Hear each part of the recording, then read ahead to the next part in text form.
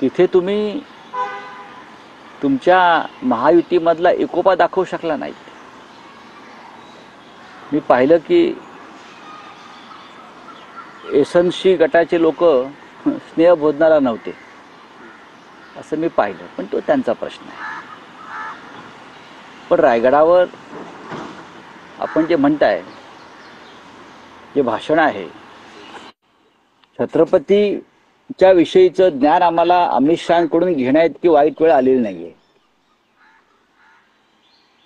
छत्रपती काय होते, छत्रपतींचा विचार काय होता, छत्रपतींची भूमिका काय होती आणि महाराष्ट्राने काय केलं पाहिजे वगैरे वगैरे, ज्याने छत्रपतींच्या महाराष्ट्रावरती सुडाना कारवाया केलेल्या आहेत औरंगजेबाप्रमाणे, ते आम्हाला छत्रपतींवर ज्ञान देणार आणि त्यांच्या आजूबाजूला बसलेले छत्रपतींचे वंशज आणि छत्रपतींचा जय करणारे लोक माना डोलवणार. या राज्यावरती इतकी वाईट वेळ अद्याप आलेली नाही, एवढंच सांगतो मी. आणि शेवटी कसं, गेले 3 महिने यांचेच लोक औरंगजेबाची खडगं उखडून टाकण्याच्या विचारानं भारावून गेले होते. औरंगजेबाचं थडगं, कबर ज्याला आम्ही म्हणतो, थडगं म्हणतो, ते राहता कामा नये, ते उखडून टाकू. आणि त्यासाठी राज्याचे मुख्यमंत्री देवेंद्र फडणवीस यांनी खास चित्रपटाचे प्रदर्शन केलं, छावा, आणि त्यातून लोक पेटले, भडकले. आम्ही ज्याला थडगं म्हणतो त्याचा उल्लेख काल देशाच्या गृहमंत्र्यांनी छत्रपती शिवाजी महाराजांच्या समाधीसमोर, मेघडंबरी समोर औरंगजेबाची समाधीचा दर्जा दिला. बरं का हिंदुत्ववाद्यानं, नकली हिंदुत्ववाद्यानं, औरंगजेबाच्या थडग्याला देशाच्या गृहमंत्र्यांनी काल रायगडावरून छत्रपतींच्या साक्षीनं समाधीचा दर्जा दिला. यासारखं या महाराष्ट्राच्या जीवनात वाईट ते काय होणार ते काल झालं, समाधीचा दर्जा. मग इतक्या हाणामाऱ्या दंगली का घडवल्या? गुजरातमध्ये औरंगजेबाचा जन्म झाला, त्याचा हा परिणाम आहे का एवढं प्रेम? औरंगजेबाचा जन्म गुजरातमध्ये झाला, दाहोदला, म्हणून गुजरातच्या या नेत्यांना एवढं प्रेम आहे का औरंगजेबाविषयी, की औरंगजेबाच्या महाराष्ट्राच्या शत्रूला, हिंदुत्वाच्या शत्रूला, त्याच्या थडग्याला समाधीचा दर्जा देण्यासंदर्भातलं वक्तव्य प्रत्यक्ष देशाच्या गृहमंत्र्यांच्या तोंडून आलं. आणि त्याच्यापैकी छत्रपतींचे वंशज बाजूला बसले होते. त्यांना खरं म्हणजे या सगळ्या गोष्टीचा त्रास व्हायला पाहिजे होता.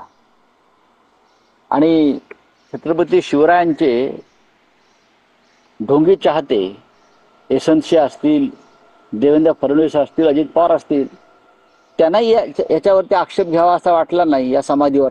हे समाधी हा शब्द दुसरा कोणी जर काढला असता ना, हा औरंगजेबाची समाधी हा शब्द इतर कोणाच्या तोंडून निघाला असता, तर जे वर त्रिकूट होतं ना, एसएनसी, देवाभाऊ, अजित पवार, अजितदादा संयम आहेत, तर या दोघांनी अक्षरशः थैथयाट केला असता.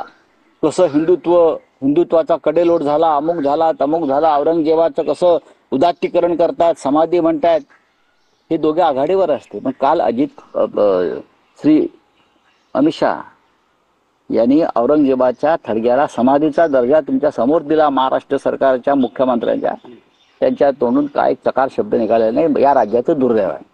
तर ज्या समान निधी वाटपाच्या मुद्द्यावरून संभाजीराजेंना देखील निमंत्रण दिलं गेलं होतं आणि भाषणात देखील काही जण डावलण्यात आलं. प्रश्न असा आहे, तुम्ही अमित शहाचं भाषण ऐका, त्याने शिवाजी महाराज उल्लेखच केलेला नाही. शिवाजी शिवाजी शिवाजी एकेरी उल्लेख.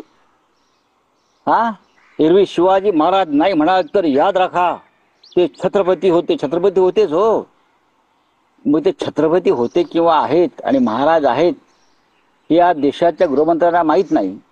आणि ते रायगडावरती येऊन शिवाजी महाराजांवरती महाराष्ट्राला ज्ञान देतात. हे कुठले ज्ञानदेव आम्हाला ज्ञान देणारे? या ज्ञानाची आम्हाला गरज नाही. आमच्या महाराष्ट्राचे ज्ञानदेव आहेत स्वतः. आणि शिवाजी ने ये किया, शिवाजी ने वो किया, शिवाजी को ये है, शिवाजी को, ही भाषा आहे तुमची. तुमची जीभ धजावते कशी महाराजांना अरेतुरे करायला. काय करतायत देवेंद्र फडणवीस? हा अपमान आहे शिवाजी महाराजांचा. मुख्यमंत्र्यांनी गुन्हा दाखल केला पाहिजे या राज्यात शिवाजी महाराजांचा अशा प्रकारे एकेरी उल्लेख करून अपमान केल्याबद्दल. इतरांवर करता ना तुम्ही. देशाच्या गृहमंत्र्यांना, गुजरातच्या नेत्यांना अभय आहे का शिवाजी महाराजांचा अपमान त्यांनी करावा आणि आम्ही सहन करू? कुठे आहेत ते एसएनसीवाले? एसएनसी पक्षाचे लोक कुठे आहेत? फालतू नकली हिंदुत्ववाले. शिवाजी शिवाजी शिवाजीने हे केलं. मग ही मुभा सगळ्यांना आहे का? इतरांना तुम्ही प्रश्न विचारता ना.